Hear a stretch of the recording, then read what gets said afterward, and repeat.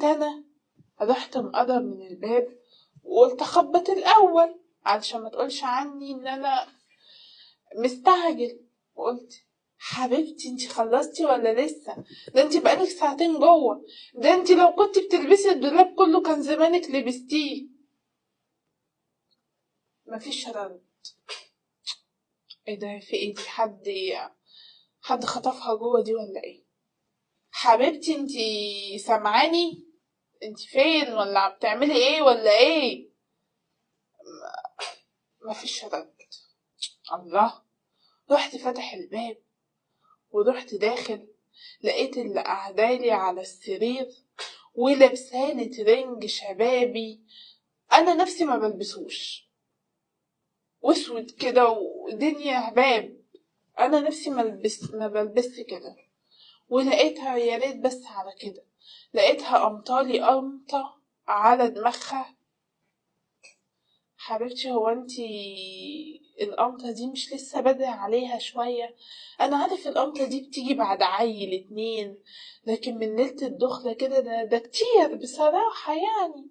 مش لسه بدري على القمطة دي حبيبتي يعني؟ ولا انتي شايفة ان انا بأفور؟ لا، مصدعة. طب انتي بتكلميني كده ليه؟ طيب في ايه؟ انا عملت ايه؟ طب هو ايه اللي انتي لابساه ده يا حبيبتي؟ لابسه الترنج، هلبس ايه يعني؟ هقعد لك ملط يعني ولا ايه؟ لابسه ترنج، هكون لابسه ايه؟ طب هو ده الترنج بتاعي من دولابي؟ بس انا عمري ما اجيب الترنج ده ابدا. ده مش ترنج، ده انا حاسه انت لابسه ملحفه يا بنتي ولا في ايه؟ انا مش فاهم انت لابسه ايه. انت جايبه منين الترنج الرجالي ده؟ هدومي انا اللي جايباه لنفسي. جايباه لنفسك؟ ايه ده؟ انا مش فاهم حاجه. قامت قالت لي مش مهم تفهم، خليك بقى زي ما انت كده وملكش دعوة بيا. المهم رحت قاعد جنبها. انا عارف يا حبيبتي ان كل واحدة بتبقى متوترة ومكسوفة في اليوم ده، بس انتي ما تقلقيش. وبعدين انا مش مستعجل على حاجة، احنا قدامنا العمر طويل. بس فكيها معايا كده علشان اعرف ان انا اخد ودي معاكي، ما تبقيش قافلاها في وشي كده. ما انا كويسة اهو، مفيش حاجة. أنا عاملة إيه يعني؟ طيب يا بنتي أقولك إيه؟